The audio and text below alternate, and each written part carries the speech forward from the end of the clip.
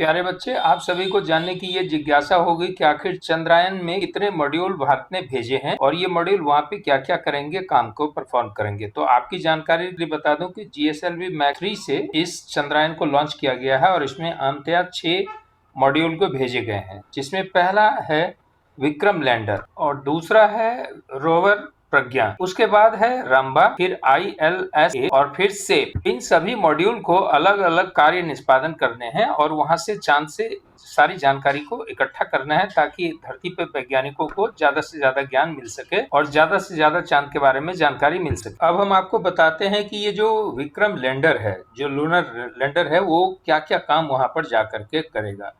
तो यह सबसे पहले जो है मून के सरफेस पे रोवर को उतारेगा और रोवर जितने भी कार्य को वहां पे निष्पादित करेगा उसकी फोटोग्राफी करेगा। एक तरह से कहें तो रोवर और लैंडर दोनों जुड़वा भाई की तरह है, जो कि एक साथ मिलकर के वहां पे काम करेगा और सारी जानकारी को इकट्ठा करेगा। अब अगला सबसे इम्पोर्टेंट मॉड्यूल जो है इस पूरे प्रकरण का, वो है रोवर प्रज्ञा।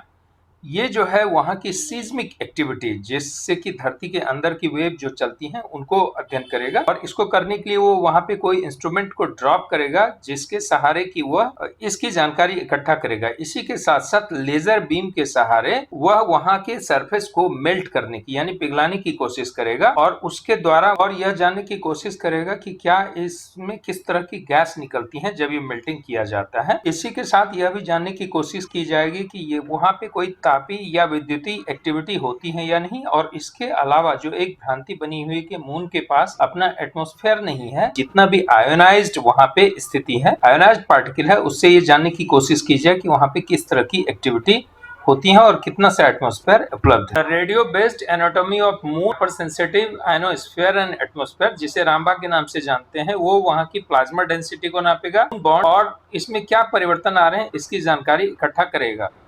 एक ऐसा मॉड्यूल है जिसके द्वारा कि हम सीस्मिक एक्टिविटी को मेजर करते हैं और ये seismic activity lunar landing site पे जहाँ पे होगी, मींस जहाँ पे चांद पे उतरेगा, उस जगह की सीस्मिक एक्टिविटी को ये कैप्चर करेगा और वो जो है वहाँ के क्रस्ट और मेटल के बीच में क्या डिफरेंसेज आए वाइब्रेशन में, उसको वो काउंटिंग करेगा। यहाँ पे इल्सा एक ऐसे इंस्ट्रूमेंट को ड्रॉप करेगा जिसके द्वारा कि यह वहाँ उठ रहे वाइब्रेशन को ये मेजर करेगा, जिसे कि मून क्वेक के नाम से जानते हैं, यानी कि चंद्रमा पे आने वाले भूकंप को मेजर करने की यह कोशिश करेगा। इसके बाद जो नेक्स्ट मॉड्यूल है उसको हम लिब्स जानते हैं, LIBS, the laser induced breakdown spectrometer, इसीलिए इसका शॉर्ट फॉर्म में नाम है लिब्स। इसके द्वारा कि हमें जो लूनर सॉइल है, मींस जो चंद्रमा की जो धरती है, उस सॉइल का कंपोजिशन क्या है इसको पता करने का मौका मिलेगा। Alpha particle spectrometer, X ray spectrometer के द्वारा जो है वह उस सॉइल का केमिकल कंपोजिशन जानने की कोशिश की जाएगी ताकि वहाँ का जो मिनरोलॉजी है, यानी कि जो मिनरल्स अवेलेबल हैं, उसकी जानकारी हासिल की जा सके। The स्पेक्ट्रोपोलरिमेट्री of habitable planet earth, यानी कि यह जो सेप है यह किस चीज की स्टडी करेगा, वो करेगा in near infrared wavelength range. कहता है कि ये इंफ्रारेड वेवलेंथ के रेंज में स्पेक्ट्रोपोलरिमेट्रिक सिग्नेचर को ढूंढने की कोशिश करेगा, जिसके आधार पर कि यह होगा कि एक्सो प्लैनेट जो कि बियॉन्ड सोलर सिस्टम है उसे क्या जीवन हो सकती है या नहीं हो सकती है, इसकी जानकारी इकट्ठा करने की कोशिश करेगा। उम्मीद करते हैं कि हमने आपको सारे 6 मॉड्यूल बताए हैं। आपको ये मॉड्यूल जान करके बहुत सारी जानकारी मिली होगी और आपको ये कंटेंट अच्छा लगा होगा। अगर अच्छा लगा तो सभी लोगों के साथ शेयर करना ना भूलें। धन्यवाद।